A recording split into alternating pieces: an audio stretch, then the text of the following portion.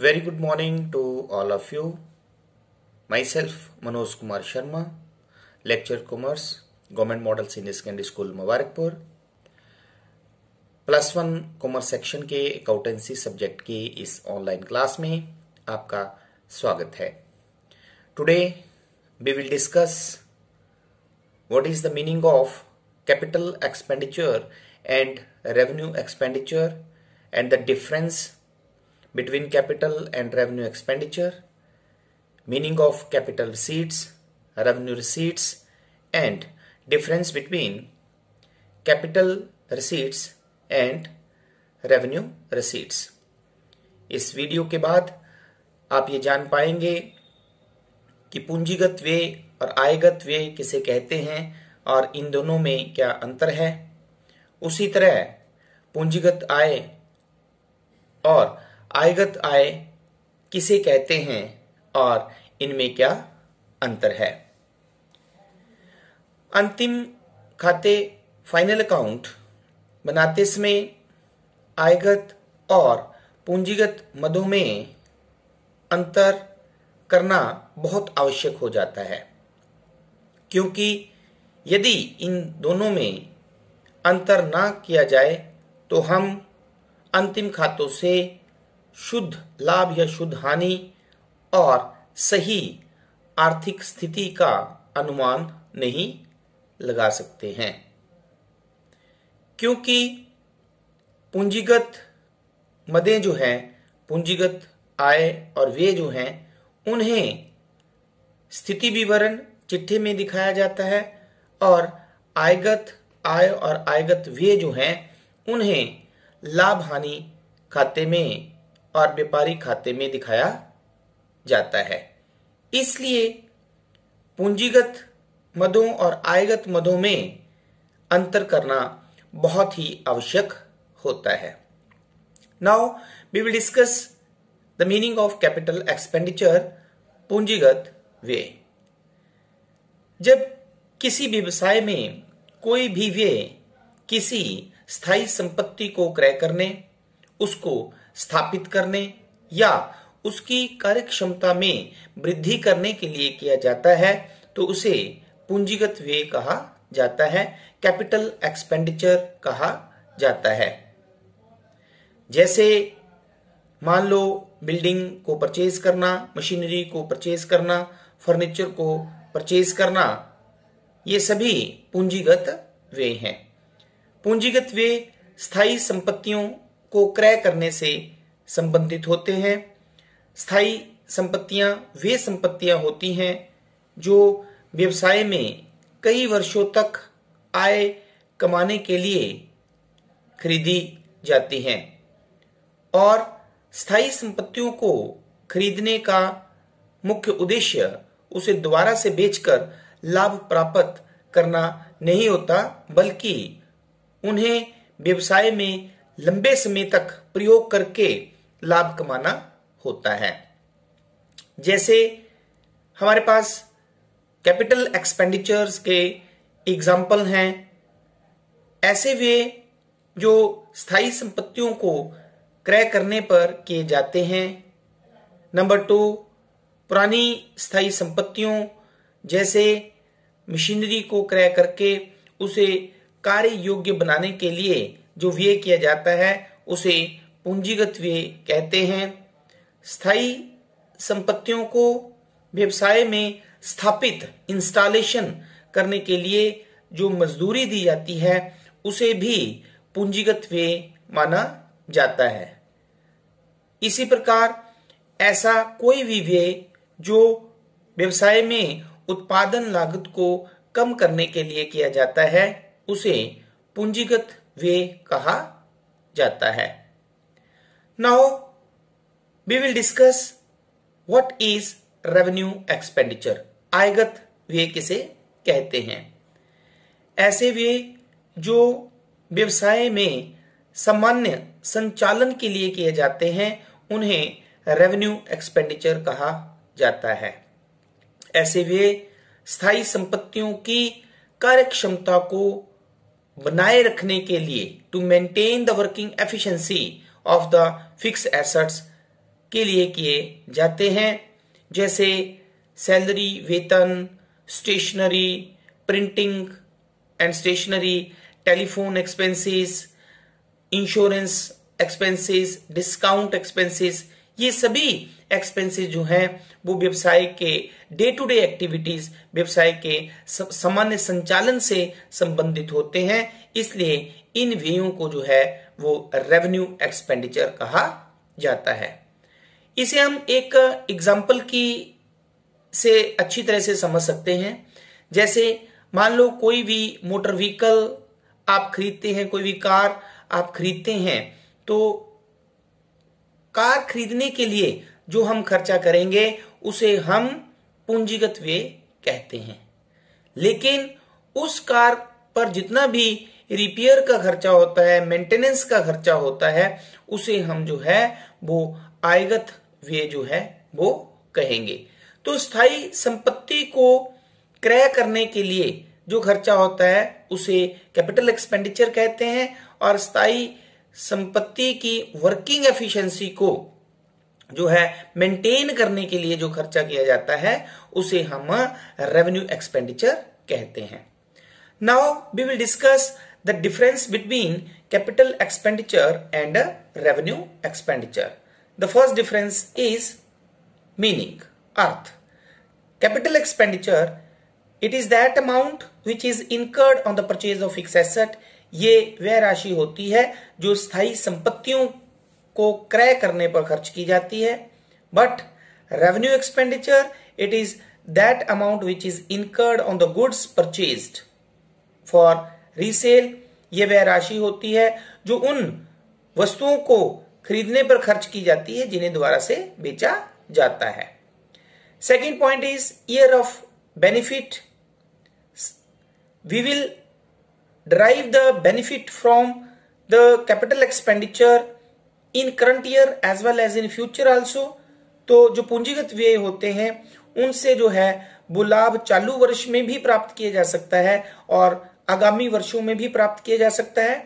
But in case of revenue expenditure we will derive the benefit from the revenue expenditure in current year only। Revenue expenditures का लाभ जो है वो उस चालू वित्तीय वर्ष में ही प्राप्त किया जा सकता है। Third difference is duration. तो जो कैपिटल एक्सपेंडिचर की ड्यूरेशन है उनका बेनिफिट एक से ज्यादा ईयर्स के लिए होता है, लेकिन जो रेवेन्यू एक्सपेंडिचर्स होते हैं उनका अवधि जो है, उनका बेनिफिट जो होता है वो 1 साल तक ही होता है।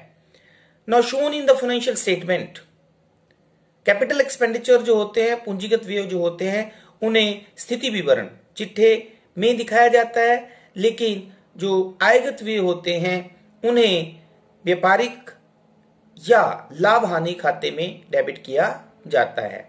And the last one is nature, प्रकृति। Capital expenditure is non recurring in nature. तो जो पूंजीगत व्यय होते हैं वो नॉन रेकरिंग नेचर के होते हैं, मतलब वो रेगुलरली नहीं होते हैं, ठीक है। But revenue expenditures are recurring in nature. जो आयगत व्यय होते हैं वो रूटीन में किए जाते हैं, बार बार किए जाते हैं। Now we have the capital receipts and revenue receipts also. So firstly we will discuss capital receipts, पूंजीगत प्राप्तियां। तो पूंजीगत प्राप्तियां वे प्राप्तियां होती हैं जो व्यवसाय के दैनिक कार्यों से संबंधित नहीं होती हैं। इन प्राप्तियों को स्थिति विवरण के दायित्व पक्ष में दिखाया जाता है या एसेट साइड में संपत्ति पक्ष में से घटाकर दिखाया जाता है। पूंजीगत प्राप्तियों के एग्जाम्पल्स हैं, जैसे स्वामियों द्वारा लगाई गई पूंजी, स्थायी संपत्तियों के विक्रय से प्राप्त राशि, amount received from sale of fix assets, ऋण के रूप में प्राप्त राशि, amount received from loan, then अंशों एवं ऋण पत्रों के निर्गमन पर प्राप्त प्रीमियम तथा राशि। अंशों को और ऋण पत्रों को जब अंकित मूल्य से अधिक राशि पर प्राप्त करके जो प्रीमियम प्राप्त होता है वह राशि जो है वो कैपिटल रिसीट्स होती है, पूंजीगत प्राप्ति होती है। और स्थायी संपत्तियों के नष्ट होने से बीमा कंपनी से क्षतिपूर्ति के रूप में जो राशि प्राप्त होती है वह भी पूंजीगत प्राप्ति होती है। इसी तरह रेवेन्यू रिसीट्स आयगत प्राप्ति वे प्राप्ति होती है जो व्यवसाय के दैनिक कार्यों से संबंधित क्रियाओं से प्राप्त होती हैं। इन प्राप्तियों को व्यापारिक या लाभ हानि खाते में क्रेडिट किया जाता है। ये प्राप्तियां हमें माल के विक्रय से, माल को बेचने से या ब्याज के प्राप्त होने से, कमीशन के प्राप्त होने से, कटौती के प्राप्त होने से, विनियोगों से जो आय होती है, आहरण पर ब्याज प्राप्त होने से प्राप्त होती हैं। Now we will discuss the difference between capital receipts and revenue receipts. पूंजीगत प्राप्तियां और आयगत प्राप्तियों में क्या अंतर है? The first difference is meaning capital receipts is that income which is received from non usual operation, जो व्यवसाय के डे टू डे ऑपरेशन से रिलेटेड नहीं होती हैं, वे प्राप्तियां जो है वो पूंजीगत प्राप्तियां कहलाती हैं। But revenue receipts is that income which is received from day to day operation, व्यवसाय के दैनिक क्रियाओं से जो आय प्राप्त होती है उसे रेवेन्यू रिसीट से आयगत प्राप्ति कहा जाता है। Next is impact of profit and loss. Capital receipts जो है वो प्रॉफिट एंड लॉस अकाउंट पे कोई भी प्रभाव नहीं डालती हैं, लेकिन जो आयगत प्राप्तियां होती हैं they have the direct impact on the profit and loss account, वो लाभ हानि खाते पर सीधा प्रभाव डालती हैं। The third difference is term अवधि। Capital receipts are of the long term nature, उनकी प्रकृति दीर्घकालीन होती है, लेकिन revenue receipts are of short term nature, जो आयगत प्राप्तियां होती हैं वो अल्प अवधि प्रकृति की होती हैं। Then financial statement, capital receipts will be shown in the balance sheet. पूंजीगत प्राप्तियां जो हैं उन्हें स्थिति विवरण में दिखाया जाता है, but revenue receipts will be credited to trading and profit and loss account, लेकिन जो आयगत प्राप्तियां होती हैं उन्हें व्यापारिक या लाभ हानि खाते में क्रेडिट किया जाता है। Then the last one is nature. Capital receipts are the non recurring in nature, वो बार बार होने की प्रकृति की नहीं होती हैं, लेकिन revenue receipts are the recurring in nature, वो बार बार होने की प्रकृति की होती हैं।